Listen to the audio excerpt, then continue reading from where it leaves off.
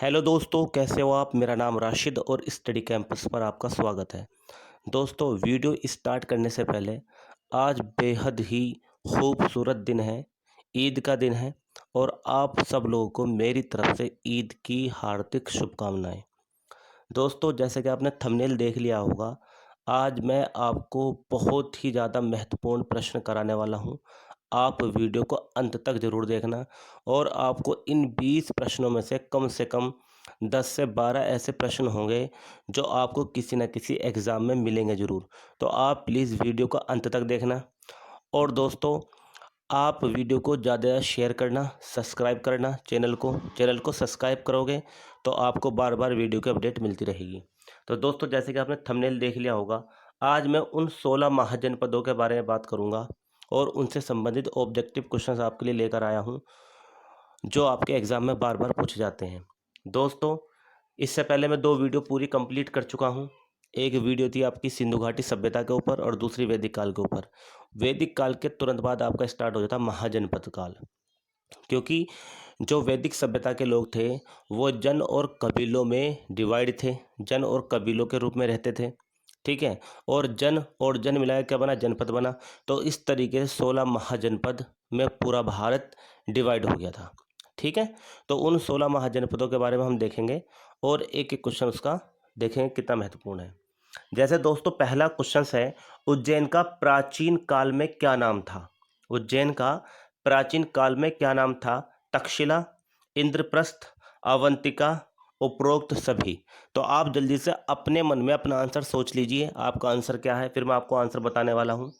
तक्षशिला, इंद्रप्रस्थ, अवंतिका, जल्दी बोलो। दोस्तों, इसका सही आंसर है अवंतिका। ठीक है। सही आंसर क्या है, अवंतिका। ये पॉइंट आपको याद कर लेना। उज्जैन का प्राचीन नाम पूछ रहा है तो उज्जैन का प्राचीनतम नाम क्या था, अवंतिका। ठीक है दोस्तों, चलो आगे चलते हैं। पाटलिपुत्र के संस्थापक कौन थे। सबसे ज्यादा महत्वपूर्ण प्रश्न, पाटलिपुत्र के संस्थापक कौन थे। महापद्मनंद, बिंबिसार, उदयन, अशोक। जल्दी से बताओ सही आंसर क्या है इसका। दोस्तों, मैं आपको बताने वाला हूँ, एक वंश हुआ हर्यक वंश। कौन सा वंश, हर्यक वंश।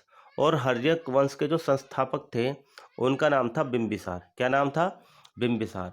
बिंबिसार के पुत्र थे जिनका नाम था अजातशत्रु। ठीक है। बिंबिसार बिंबिसार के समय पर जो राजधानी थी वो राजगृह गिरिब्रज थी। ठीक है, मगध की। और उसके बाद में इनका पुत्र आता है अजातशत्रु। तो अजातशत्रु का एक सपना था कि वो राजधानी राजगृह गिरिब्रज से राजधानी पाटलिपुत्र को ट्रांसफ़र करें, यानी कि अपनी जो राजधानी है उसको पाटलिपुत्र लेकर जाए, क्योंकि वहाँ पर 2 बड़ी ही प्रमुख नदियाँ थी, सोन नदी और उसकी सहायक नदी थी। तो वो नदियों के तट पर बसा हुआ क्षेत्र था और अजातशत्रु पानी के महत्व को समझ चुका था। उसको लगता था कि अगर पानी के किनारे हमारी राजधानी पहुँच जाएगी तो ट्रांसपोर्टेशन में हमें बहुत ज़्यादा सहूलियत मिलेगी और इसके अलावा बाह्य आक्रमण से भी हमारी रक्षा होगी। ठीक है। तो बिंबिसार इसका आंसर नहीं है, महापद्म नदी इसका आंसर नहीं है, अशोक इसका आंसर नहीं है। अजातशत्रु का जो पुत्र था उदयन, उदयन ने इसके महत्व को समझा और जो अजातशत्रु का सपना था उसको पूरा किया। ठीक है। तो पाटलिपुत्र के संस्थापक कौन थे, उदयन थे। और ये यूपी पुलिस 2019 में क्वेश्चन पूछा गया था कि निम्नलिखित में कौन व्यक्ति था जिसने राजगृह गिरिब्रज से राजधानी पाटलिपुत्र को ट्रांसफर की थी। तो उसका सही आंसर क्या है, उदयन। ठीक है। प्रथम मगध साम्राज्य का उत्कर्ष किस शताब्दी में हुआ था। दोस्तों, जैसे मैं बता चुका हूं कि पूरा भारत 16 महाजनपदों में बटा हुआ था और इन 16 महाजनपदों में जो सबसे शक्तिशाली जनपद बन के उभरा उसका नाम था मगध। क्या नाम था, मगध। तो इसके बारे में पूछ रहा है कि प्रथम मगध साम्राज्य का उत्कर्ष किस शताब्दी में हुआ था। ठीक है, 6वीं शताब्दी ईसा पूर्व में, 5वीं शताब्दी ईसा पूर्व में, 4वीं शताब्दी ईसा पूर्व में या 2री शताब्दी ईसा पूर्व में। तो दोस्तों, इसका बिल्कुल सही आंसर है 6ठी शताब्दी ईसा पूर्व। कौन सा, 6ठी शताब्दी ईसा पूर्व। क्योंकि हर्यक वंश का जो संस्थापक था उसका नाम था बिंबिसार और उसका जो टाइम पीरियड है वो 545 ईसा पूर्व के आसपास का है। ठीक है। तो इसलिए 545 का मतलब क्या, 6ठी शताब्दी यहाँ से शुरू होगी, 5 के बाद में 6ठी शताब्दी स्टार्ट हो जाती है। तो 6ठी शताब्दी ईसा पूर्व में मगध साम्राज्य का उत्कर्ष हुआ था। आगे चलते हैं। विश्व का पहला गणतंत्र वैशाली में किसके द्वारा स्थापित किया गया था? ठीक है, विश्व का पहला गणतंत्र वैशाली में किसके द्वारा स्थापित किया गया था? दोस्तों ये पॉइंट बहुत ज़्यादा महत्वपूर्ण है, मैं आपको इसके बारे में थोड़ा सा बता देता हूँ। एक जनपद था, उस जनपद का नाम था वज्जी। क्या नाम था? वज्जी। कौन सा जनपद था? वज्जी। वज्जी जो था वो 8 गणराज्यों में बटा हुआ था। कितने गणराज्यों में बटा हुआ था? 8 गणराज्यों में बटा हुआ था। और 8 गणराज्यों में बटने के बाद इसकी जो राजधानी थी उसका नाम था वैशाली। क्या नाम था? वैशाली। वज्जी की राजधानी क्या थी? वैशाली थी। तो ये क्वेश्चन पूछा है, विश्व का पहला गणतंत्र वैशाली में किसके द्वारा स्थापित किया गया था? इसका सही आंसर है लिच्छवी। कौन था? लिच्छवी। मौर्य नहीं था, नंद नहीं था और गुप्त नहीं था। ये तीनों बिल्कुल गलत है। सही आंसर क्या है? लिच्छवी। ये पॉइंट आपको याद कर लेना। जब हर्यक वंश के संस्थापक बिंबिसार ने अपने राज्य का विस्तार करने का विस्तार करना प्रारंभ किया तो उसने 3 नीतियों को अपनाया था, युद्ध नीति, विवाह नीति और आपकी मित्र नीति। तो युद्ध नीति के तहत अंग को मिलाया गया था। विवाह नीति के तहत आपको याद कर लेना, बहुत ज़्यादा महत्वपूर्ण, काशी को मिलाया गया था। और उसके बाद में जो वज्जी नरेश थे उनका नाम था चेटक, और उनकी एक पुत्री थी जिसका नाम था छेलना या चेलना, उनसे इन्होंने विवाह किया था। ठीक है, तो ये पॉइंट आपको याद कर लेना है। आगे चलते हैं। 6ठी शताब्दी ईसा पूर्व के 16 महाजनपदों के विषय में निम्नलिखित में किस बौद्ध ग्रंथ के बारे में सूचना मिलती है? बहुत ज़्यादा महत्वपूर्ण है। यानी कि 16 महाजनपद, ये जो 16 महाजनपद बने थे, तो इन 16 महाजनपदों की जानकारी हमें बौद्ध धर्म के किस ग्रंथ से मिलती है? ये क्वेश्चन है, बौद्ध धर्म के किस ग्रंथ से हमें मिलती है? दीपवंश, त्रिपिटक, दिगपिटक, ठीक है, दिगनिकाय और अगुत्तर निकाय। ठीक है, जल्दी से अपना आंसर सोचो क्या है? दीपवंश, त्रिपिटक, दिगनिकाय और अगुत्तर निकाय। अगर आपने मेरी ऑफलाइन क्लास ली होगी तो मैं सब कुछ पढ़ा चुका हूँ ये, और ये क्वेश्चंस बार बार एग्जाम में पूछे जा चुके हैं। तो दोस्तों का सही आंसर क्या है? अगुत्तर निकाय। क्या आंसर है? अगुत्तर निकाय। अगुत्तर निकाय से हमें 16 महाजनपदों के बारे में जानकारी मिलती है। यदि आपसे पूछा है जैन ग्रंथ कौन से थे, तो आप बताओ भगवती सूत्र। क्या बताओगे? भगवती सूत्र। भगवती सूत्र में भी हमें इनकी जानकारी मिलती है। ठीक है, आगे चलते हैं। दक्षिण भारत का एक महाजनपद था, ये क्वेश्चन बहुत ज़्यादा पूछा जाता है और वेरी वेरी इंपॉर्टेंट है। मैं आपको बता देता हूँ, 16 महाजनपद थे, जिनमें से वर्तमान समय में 2 महाजनपद जो थे वो भारत से बाहर थे, पाकिस्तान वाले क्षेत्र में। एक का नाम था गांधार। क्या नाम था? गांधार। और एक का नाम था कंभोज। ठीक है, कौन सा? कंभोज। तो बच्चों ये याद कर लेना, ये 16 महाजनपद, 2 महाजनपद बिल्कुल भारत से बाहर थे, एक गांधार और दूसरा कंभोज। ठीक है दोस्तों, दूसरी बात आपको याद करें, राजस्थान में एकमात्र था। राजस्थान में सिर्फ एक था जिसका नाम था मत्स्य। ये भी आपको याद कर लेना है। कौन सा? राजस्थान में सिर्फ एक था, मत्स्य। इसके अलावा साउथ इंडिया में, ये पॉइंट आपको याद कर लेना है, साउथ इंडिया में यानी दक्षिण भारत में एकमात्र था जिसका नाम क्या था? अश्वमक। क्या नाम था? अश्वमक। तो इसका सही आंसर क्या है? अश्वमक। ठीक है, ये गांधार कहाँ पर था? ये गांधार पाकिस्तान में। कहाँ पर? पाकिस्तान में। ठीक है दोस्तों, वैसे जो मेरा थंबनेल है आप उसको अगर ध्यान से देखोगे तो उस थंबनेल में मैंने 16 के 16 महाजनपदों दिखा रखा है, तो आप एक बार चेक कर लेना। ठीक है, तो सही आंसर क्या? अश्वमक। मगध की प्रथम राजधानी कौन सी थी? जल्दी बताओ। अभी मैंने आपको बताया था बिंबिसार इसका प्रथम राजा बना और उसने अपनी राजधानी राजगृह गिरिब्रज को बनाई। तो सही आंसर क्या है? राजगृह या गिरिब्रज। लेकिन आपको एक चीज़ और ध्यान कर लेनी है, महत्वपूर्ण है, राजगृह और गिरिब्रज भी राजधानी रही है, पाटलिपुत्र भी राजधानी रही है, वैशाली भी राजधानी रही है। ठीक है, और अंग जो है, जो अंग महाजनपद था, जो सबसे पहले बिंबिसार ने युद्ध नीति के तहत मगध साम्राज्य में मिलाया था, तो उस अंग की राजधानी क्या थी? चंपा। क्या राजधानी थी उसकी? चंपा। तो ये पॉइंट आपको याद कर लेना है। तीनों ही राजधानी है, लेकिन उसने पूछा प्रथम राजधानी, तो आप बताओगे राजगृह या गिरिब्रज। ये पॉइंट आपको याद कर लेना, महत्वपूर्ण है। प्राचीन काल में किस जनपद की राजधानी उज्जैन या उज्जैनी थी? ये आपको बताया था मैंने शुरू में, पहला क्वेश्चन शायद था। पहला क्वेश्चन था कि उज्जैन किसका प्राचीन नाम है? तो सही आंसर क्या? अवंती। अवंती। सही आंसर क्या है? अवंती। वत्स, मगध, अंक। तो इसका सही आंसर क्या है? अवंतिया। ठीक है, आगे चलते हैं। उस महाजनपद का नाम बताइए जिसने पहली बार युद्ध में हाथियों का प्रयोग किया। ठीक है, उस महाजनपद का नाम बताइए जिसने पहली बार युद्ध में हाथियों का प्रयोग किया। तो सही आंसर क्या है? मगध। सही आंसर क्या है दोस्तों? मगध। ये पॉइंट आपको याद कर लेना है। हर्यक वंश के किस शासक को कुणिक कहा जाता है? Very very important. हर्यक वंश के किस शासक को कुणिक कहा जाता है? तो जल्दी से अपने दिमाग में आंसर सोचो, फिर मैं आपको बताता हूँ। उदयन को कहा जाता है, बिंबिसार को कहा जाता है, ठीक है, या अजातशत्रु कहा जाता है, या नागदशक को कहा जाता है। जल्दी बताओ सही आंसर क्या होगा, जल्दी बताओ, अपने मन में सोच लो, ठीक है, सही आंसर क्या होगा। तो दोस्तों इसका सही आंसर है, मैं आपको इसका सही आंसर बताने वाला हूँ। सही आंसर है अजातशत्रु। ठीक है, ये दोनों गलत है, ये भी गलत है। सही आंसर क्या है? अजातशत्रु। अजातशत्रु को कुणिक के नाम से जाना जाता है। ठीक है, आगे चलते हैं। निम्नलिखित में से कौन एक मगध साम्राज्य की राजधानी नहीं रही? निम्नलिखित में से कौन एक मगध साम्राज्य की राजधानी नहीं रही? तो जल्दी से आप अपना आंसर बताओगे। देखो, पाटलिपुत्र उदयन ने बनाया, राजगृह या गिरिब्रज ये दोनों एक ही नाम है। तो ये राजधानी किसने बनाई? ये बिंबिसार ने बनाई। तो सही आंसर क्या होगा इसका? कौशाम्बी।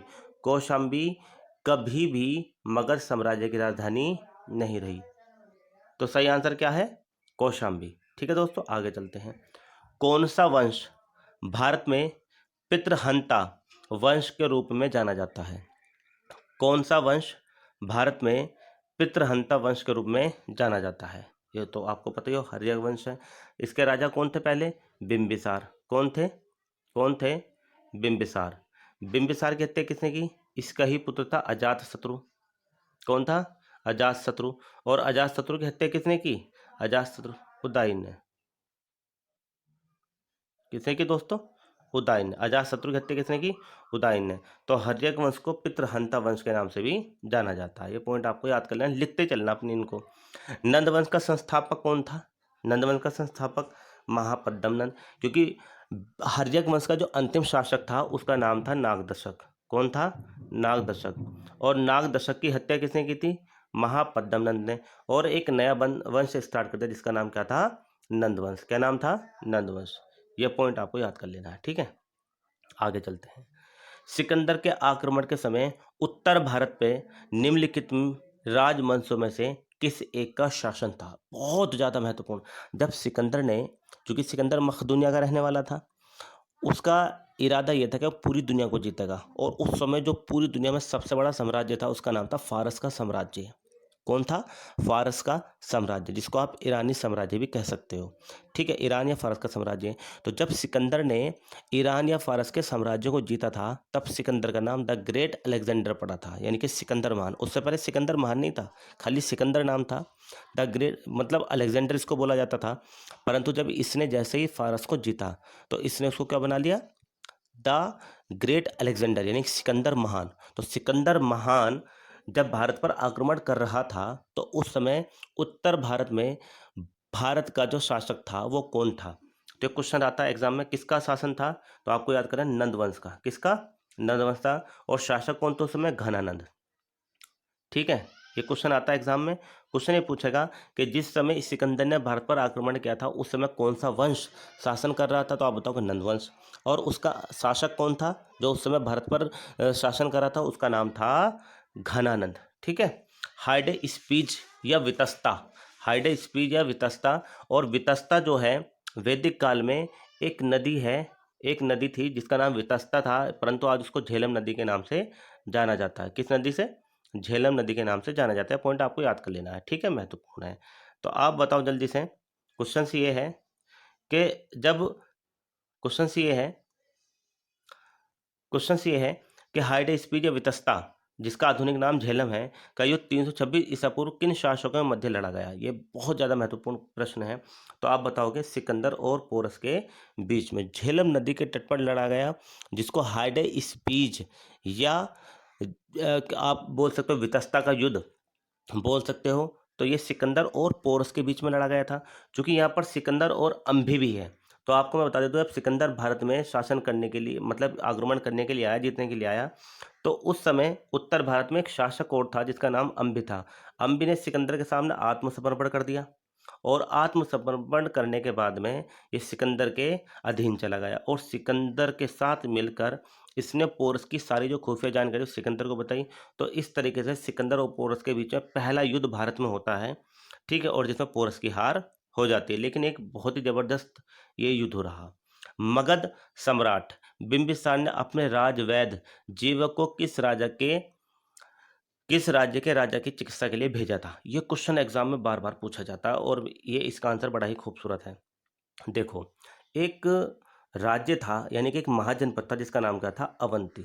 और अवंती के जो शासक था उनका नाम था चंद्रप्रघोत। क्या नाम था? चंद्रप्रघोत। चंद्रप्रघोत को एक बीमारी हो गई थी जिसका नाम था पांडुरंग। क्या नाम था? पांडुरंग। और इस पांडुरंग को आज के नाम में क्या जाना था? पीलिया। जो पीलिया नामक रोग होता है जिसको आप जॉइंटिस बोलते हो, पीलिया हो गई थी इसको, और इसके प्राण बिल्कुल पखेरु होने वाले थे। लेकिन बिंबिसार ने जो इसका राज्य वेद था जीवक, उसको अवंती के शासक चंद्रप्रघोत के पास भेजा और इसने जड़ी बूटियों के द्वारा चंद्रप्रघोत का इलाज किया, जिस कारण चंद्रप्रघोत की जो जान थी वो बच गई थी। तो मैंने आपको शुरू में बताया था कि मगध साम्राज्य का विस्तार करने के लिए बिंबिसार ने 3 नीतियों को अपनाया था।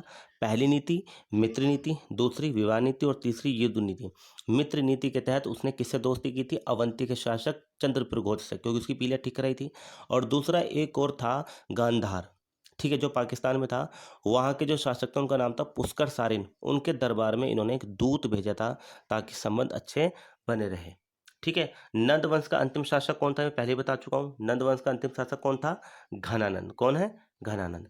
आगे चलते हैं, शिशुनाग वंश का वह कौन सा शासक था जिसके समय में वैशाली में द्वितीय बौद्ध संगीति का आयोजन किया गया था? ये बहुत ज्यादा महत्वपूर्ण क्वेश्चन है, क्वेश्चन आप समझ लेना। शिशुनाग वंश का वह कौन सा शासक था जिसके समय वैशाली में द्वितीय बौद्ध संगीति का आयोजन किया गया था? ये क्वेश्चन आता है एग्जाम में बार बार। ठीक है, द्वितीय बौद्ध संगीत का आयोजन कहाँ पर किया गया था? वैशाली में। तो उसका सही आंसर है कालाशोक। मैं आपको बता देता हूँ, फर्स्ट बौद्ध संगीति मगध में हुई थी। ठीक है। और उस समय जो शासक थे उनका नाम था अजात शत्रु। क्या नाम था? अजात शत्रु। ठीक है, क्वेश्चन आता है एग्जाम में। अजात शत्रु उनका नाम था। और अजात शत्रु के समय पर जो महात्मा बुद्ध थे उनका महापरिनिर्वाण हुआ था, यानी कि उनकी मृत्यु हुई थी, जिसको महापरिनिर्वाण कहा जाता है, उसी समय पर हुई थी। और उस समय शासक कौन थे? अजात शत्रु। और अजात शत्रु ने मगध में, ठीक है, मगध साम्राज्य में सप्तकर्णी एक गुफा थी, उसमें प्रथम बौद्ध संगीति का आयोजन किया था मोगलीतीस पुत्र के संरक्षक में। दूसरी बौद्ध संगीति का आयोजन किया गया शिशुनाग वंश के शासक थे कालाशोक, उनके समय पर वैशाली में, क्योंकि इस समय महात्मा बुद्ध के महापरिनिर्वाण को पूरे 100 वर्ष हो चुके थे। तो 100 वर्ष होने के उपरांत ही कालाशोक ने महात्मा बुद्ध के लिए द्वितीय बौद्ध संगीत का आयोजन किया गया था। ठीक है, तो ये पॉइंट आपको याद कर लेना। सिकंदर महान की मृत्यु कहाँ पर हुई? आप देखो, सिकंदर जब भारत से लौट कर जा रहा था, देखो एक्चुअली जब सिकंदर और पोरस के बीच में युद्ध हुआ तो पोरस की हार हुई। पोरस की हार होने के बाद में पोरस को पकड़ के सिकंदर के सामने लाया जाता है। तो सिकंदर पोरस से बोलते हैं, बताओ तुम्हारे साथ क्या सलूक किया जाए, छोड़ दिया जाए या मार दिया जाए? बोल तेरे साथ क्या सलूक किया जाए। ये डायलॉग है। तो यहाँ पर पोरस बोलते हैं, पोरस चूंकि एक बहुत बड़े महान शासक थे, तो उन्होंने कहा, एक डायलॉग उन्होंने यहाँ पर मारा। डायलॉग क्या था? कि मेरे साथ वही सलूक किया जाए जो एक राजा का राजा के साथ किया जाता है और एक शत्रु का शत्रु के साथ किया जाता है। ये सिकंदर को डायलॉग बहुत ज़्यादा पसंद आया और वो सिकंदर को बख्श देते हैं। और सिकंदर ने जितना भी क्षेत्र उनका जीता था वो सारा क्षेत्र जीतकर वापस कहाँ पर जाते हैं? अपने देश जा रहे होते हैं, उसमें मकदूनिया।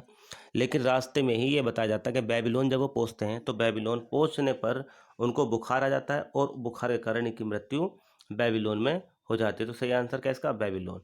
ठीक है। प्राचीन भारत में पहला विदेशी आक्रमण किनके द्वारा किया गया? पहले मैं आपको बता चुका हूँ। बहुत ज़्यादा महत्वपूर्ण प्रश्न है। अब आपके लिए क्वेश्चन ये है, प्राचीन भारत में पहला विदेशी आक्रमण किनके द्वारा किया गया? अगर आपने वीडियो पूरी देखी होगी तो आप इसका आंसर जरूर बताओगे। ईरानियों द्वारा किया गया, शकों द्वारा किया गया, यूनानों द्वारा किया गया या कुषाणों द्वारा किया गया? तो आप जल्दी से बता दोगे मुझे किसके द्वारा किया गया था। ठीक है दोस्तों, अगर आपको वीडियो पसंद आई हो तो प्लीज़ वीडियो को ज़्यादा से ज़्यादा शेयर करना और सब्सक्राइब कर लेना।